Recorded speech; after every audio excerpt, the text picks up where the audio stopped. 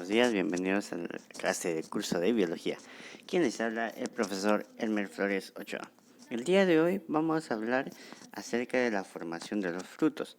Esto es referido a cómo están derivados o clasificados morfológicamente todos los frutos. Recuerda que la clasificación morfológica de un fruto está vinculada al tipo de flor e incluso a la inflorescencia de estas, en el cual vas a tener en cuenta a los carpelos y su relación con otras partes de la planta. Si hablamos de una clasificación típica de los frutos, podemos clasificar en frutos simples, que son frutos procedentes de una sola flor, los frutos compuestos, que son frutos provenientes de una flor con varios carpelos libres entre sí, que después de la fecundación cada carpelo mantiene su identidad, y las inflorescencias, que son frutos originados de una inflorescencia.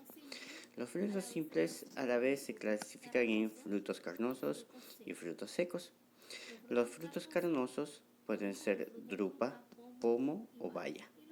¿Ya? Y los frutos bayas a la vez se clasifican en baya verdadera, en hesperidio y pepónide. Los frutos secos se clasifican en dos grandes grupos de acuerdo a la dehiscencia del pericarpio. Pueden ser dehiscentes con apertura, ¿ya? O sea, el pericarpio posee una apertura para poder dispersar la semilla, o indehiscentes, que no poseen apertura.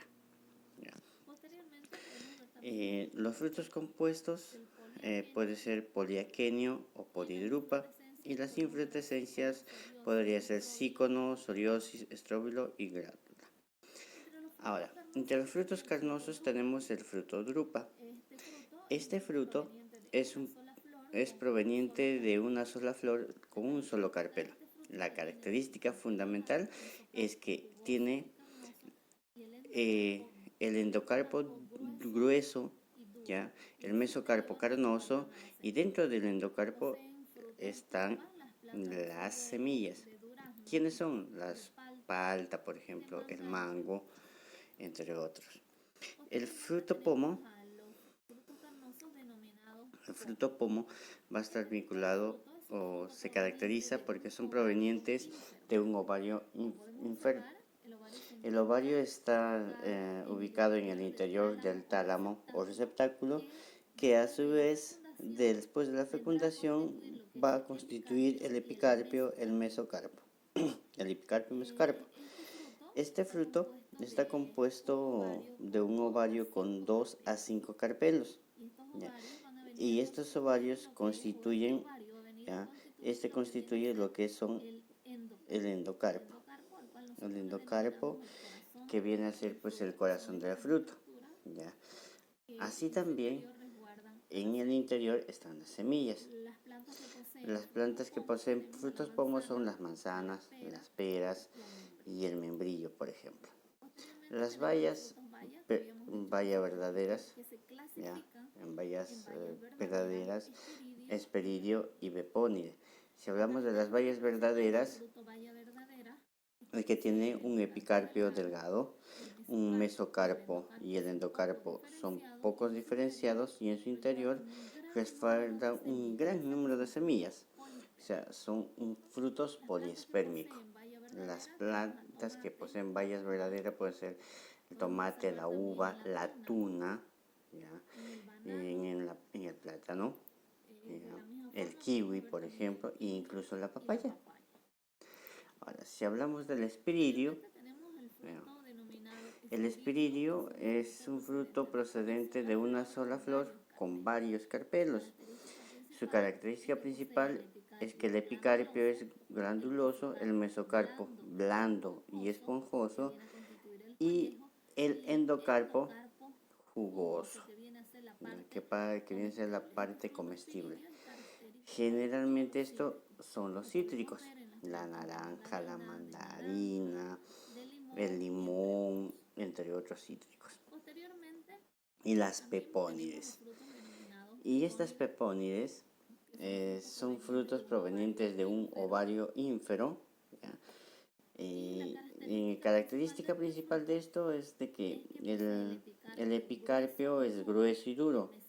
El mesocarpo y el endocarpo son jugosa y comestible, y en el interior podemos encontrar un gran número de semillas. Estos son generalmente, por ejemplo, hablaremos de las sandías, el pepino, las calabazas, el zapallo. Y si hablamos entonces dentro de los frutos secos, podemos hablar dos grupos, los frutos dehiscentes y los...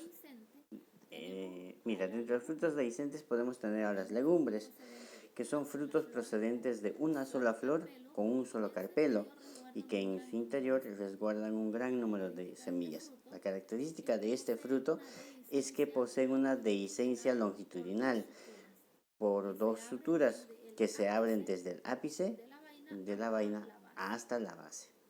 Entre estos podemos tener de lo que viene a ser, por ejemplo, las habas, las arvejas, los frijoles, la soya, entre otros.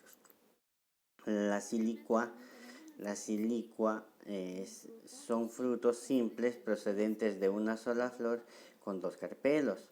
La característica principal es que la dehiscencia se produce a través de dos suturas longitudinales que se abren desde la base hacia el ápice de la legumbre, quedando libre los ejes placentarios para poder dispersar la semilla con la ayuda del viento. Este fruto es un fruto de nabo, por ejemplo. Si podemos observar la imagen, claramente la dehiscencia de frutos silicua a través de dos suturas longitudinales a partir de la base hacia el ápice.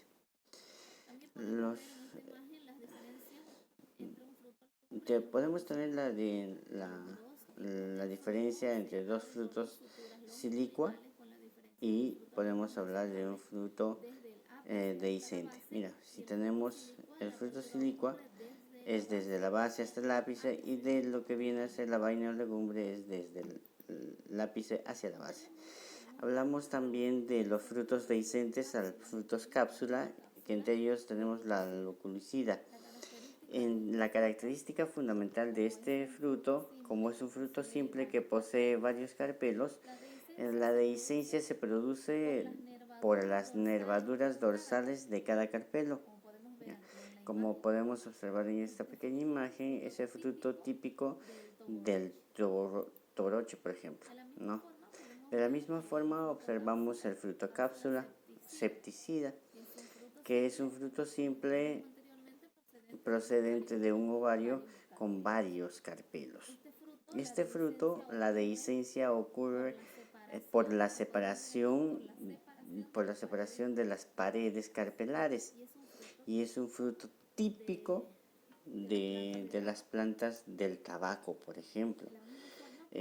Podemos también tener los frutos cápsula poricida.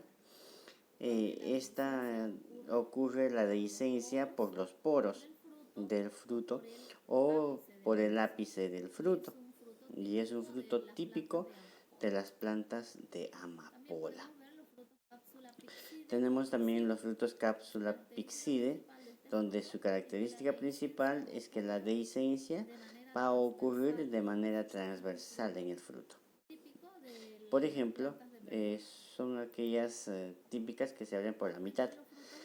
Entre los frutos indehiscentes, que son frutos que no poseen apertura del pericarpio, tenemos el aquenio. El aquenio es un fruto proveniente de una sola flor con un solo carpelo, y estas se van a caracterizar porque las semillas se encuentran libre en el pericarpio y se une a él por el fonículo. Mira, el funículo es la única estructura que va a tener parte. Por ejemplo, vamos a tener entre ellas como característica principal del girasol. Espero que les haya servido, muchachos. Así también podemos hablar de lo que viene a ser el fruto cariopse, que son frutos de una sola flor con varios carpelos. Y su característica principal es que la semilla se encuentra completamente soldada en el pericarpio. Como por ejemplo podemos tener maíz, ¿ya? El trigo y el arroz, que son los característicos. Y obviamente de hablaremos de los frutos de Samara, ¿ya? Y estos frutos indehiscentes que se denominan samara son pequeños aquenios alados, donde el pericarpio, que está adherido a la semilla en toda su extensión, se prolonga en forma de ala para poder facilitar la dispersión por el viento. Generalmente este fruto es generalmente típico de aquellas plantas que refieren a ese punto.